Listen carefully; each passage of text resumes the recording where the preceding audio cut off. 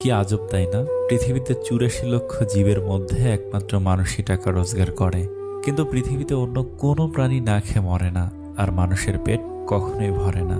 কি অদ্ভুত! কারো সুখ দেখলে খুশির বদলে আফসোস হয়, আর কেউ বিপদে পড়লে সমবেদনার থেকে সমালোচনা বেশি হয়।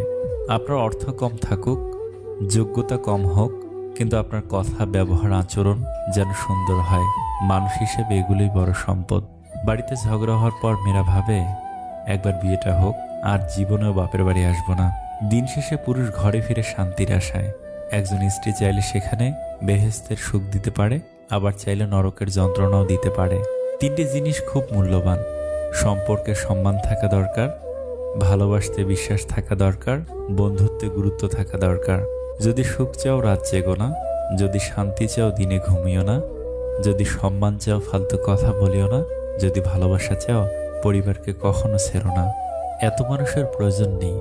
কথা বলে শান্তি লাগবে, মন হালকা হবে, এমন একটা মানুষ থাকা প্রয়োজন। পৃথিবীতে কেউই অযোগ্য নয়, প্রত্যেকেরই কিছু না কিছু গুণ ভিতরে লুকিয়ে থাকে। পার্থক্য শুধু কারোর প্রকাশ পায় আর কারো পায় না।